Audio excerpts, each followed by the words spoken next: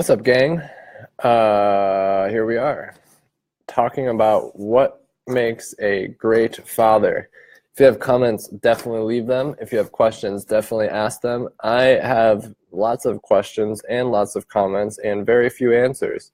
But I'm observing, and I guess this could start the conversation, that to be a good father, you're pulled in so many different directions that you have to learn which things, people, activities, ideas, temptations to say no to. And you have to learn, on the other hand, what things, people, places, ideas, activities, tasks, obligations to say yes to. And where that balance is up to everyone. But the thing that I'm noticing is that no matter where you fall on that spectrum, there's always going to be a cost. Like if you choose to really invest in your career, that's awesome, and you may get really far. But in my opinion, it's a zero-sum game. Like you are always going to be choosing one over the other, and it's tricky. People get really defensive about this, and I understand why. And I'm not trying to say that, if you invest a lot in your career, you're a inadequate person. I'm just saying, like, career time. And maybe people would argue that, like, okay, the argument that I think that I feel in my life is the more energy I spend writing in my career, teaching, right, the less time I can spend with Ellie and invest in her and like hang around her when she walks. And I feel that, like, in some ways, honestly, right, like I feel a little bit of guilt when I really want to be selfish and right. And I also feel like it's probably healthy for me, obviously, to do those sorts of things. And I think that, this really strikes me when I look at celebrities, and I'm particularly attentive to Joe Rogan right now because during the little free time that I have, I listen to his podcast, and he talks about his daughters. I think he has 3 daughters. And I just wonder, like, dude, you're so successful, and I so envy that. But, like, how are you so successful? You're gone all the time. You're announcing tour dates. You're doing all these podcast guests, some of them back to back. Like, how do you have time to just chill and hang with your kids? How do you have time to pick them up from school? How do you have time to make them a peanut butter and jelly sandwich? Like, there's only so many hours in the day. You have to sleep. He talks about how much he works out. He talks about how many conversations with people he has. And, like, I think celebrity and being attentive father is somewhat incongruent.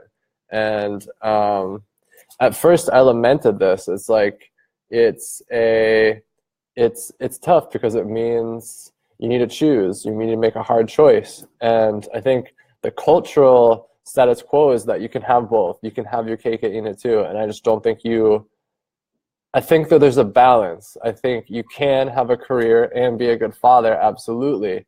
But I think at the extremes, it's really difficult. Like how attentive to his daughters was Barack Obama or Michelle Obama during the presidency.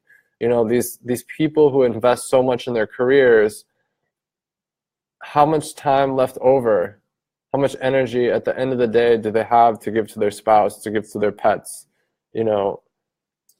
or do those kids get outsourced to grandparents, to daycare, to friends' families, to TV? And I sense that at my level, and I work really hard at the Alt Dad Diary, and I work really hard at my teaching jobs, and I work really hard at yoga, but like that level of, I'm not going on speaking gigs, I'm not touring in a band, I'm not, I don't work, long hours in an office and come home late. I don't have meetings late. I'm not really tied to my phone unless I want to be, unless I'm choosing to sort of like hone in on that. And I am really hyper focused on my writing and on the Alt Dad Diary, and I'm really obsessed with it and intent on it. And I'm always sort of ticking, and I'm always writing down ideas. And that's what's got me thinking, like, if you're a high-powered lawyer in a firm, let's just say, and you're working 8 to 6, and then you have drinks with clients or whatever, you come home and, like, what time is left for your kid? And it just made me think a lot more holistically, like pull out big picture, big macro picture. Like where are our priorities? Like we have to choose at the end of the day something. Are we are we choosing work if we're choosing work? Like, this is a classic daycare question. Are we choosing work because we want that, and like that's where our heart lies, that's where our passion lies, and we need that outlet to stay sane as a parent? Or are we choosing work because we need to have that job in order to pay the bills? And like it's kind of like a noose around our neck. Like, we'd prefer to be home with our kids, we'd prefer to be on the family, we'd prefer to like run an organic farm and show the kids the beauty of outdoors and the wilderness and this and that, but we just can't. It's just not a feasible option. I'm not sure. I just think it's a really interesting question, and I know a lot of successful men and women, and I just like to ask them this. And I think, my mom was a stay-at-home mom until we were old enough, until I think my sister was 10 or something like that, and then my mom went to work at Barnes & Noble part-time just when my sister was in school. And so she stayed home with us, and she took care of us, and she had that relationship with us, and she had to sacrifice that, but the good that came from that, the positive, what she got from that was really knowing us. Like, she would always say, I know you better than you know yourself. And she would say that as like, when she wanted us to listen to her opinion on a situation over our opinion. But the fact of the matter was, she's right. And,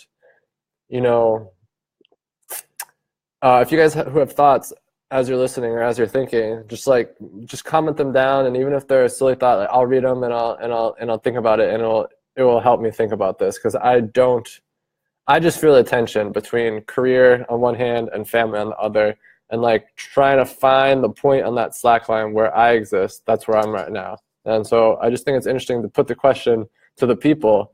And I've been surprised lately how fruitful it's been to offer up to the community these sorts of qualms and these sorts of dilemmas. So by all means, weigh in. And yeah, so I wonder, like, I have a good relationship. I have 3 sisters. I have a really good relationship with my dad right now. He worked the standard 9-to-5 gig, came home, and that's the time we had with him, except for on weekends. And we have a good relationship. We have a good relationship with him now. And so, but I wonder, like, looking back, if he knew what he knows now about how life panned out, would he choose to spend more time with us? Like, would that have been a trade-off, even if it meant less money, like less income, less time at work, less income, maybe significantly less income? And if so, how much? Or if, like, he didn't mind, for example, being away from the kids because, we're a handful. And James Goforth says, you choose for the long term and balance the best you can. Yeah, I think that's fair. I would ask James Goforth and I would ask my dad the same thing. I guess I asked a lot of people. Is that like so that's cashed out as responsibility. You choose for the long term and balance the best you can. That's responsibility. That's raising a family. That's what it means to be a breadwinner. And I think that conception, that makes sense. Like, I'm not going to just say like that's cultural garbage or that's cultural propaganda. But I will say, like, is that really the only way? And I'm not sure, right? Like, we're at the very beginning of our family. We're just 6 months into the Kate and me plus one baby. And we're just juggling back and forth. Kate works, I work, just trying to figure out, like, when to sleep, when to eat, when to put the baby down, when to talk amongst ourselves, when to have us time. And I just keep noticing, and I'll say this again, said it again earlier, but I just keep noticing that, like, it seems like career success on one end and family intimacy are at some level at odds. So the more successful you get, the less intimate the family gets. And I'd love to hear you guys' thoughts on that. I'm struggling with that because, I'm also a hyper-driven, hyper-ambitious person. I'm just like, Ryan, you better watch your ambition, watch your eyes are on the prize, but be careful not to miss what's happening right in front of you. And I'm trying to ratchet that down, right? So ambition's good, but it can also, implode and create a lot of family cost and you can overlook things that are really important that you already have and you may take for granted. That's what I'm trying to tell myself. I'm going to write about this tomorrow on the Alt Dad Diary, so if you'd like, if you're interested, by all means, take a look. I think it's oft ignored, this issue. I think it's a question of, and I think it falls on whoever is the dominant worker, if there is one in the family. It's a question that they sort of maybe don't wrestle with, or maybe do and just kind of like pass it on because it's a tough question. But I'm just facing it now because family is on ground zero. So thanks for being here.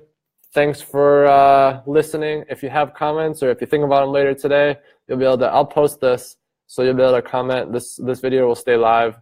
And check out the Alt Dad Diary video tomorrow and let me know what you think about that. I'm going to answer the question, how to be a good dad. And I'm going to talk about if there are role models out there who are modeling what it is to be a successful business man and a successful family man. I don't know why I put quotes on man, but peace.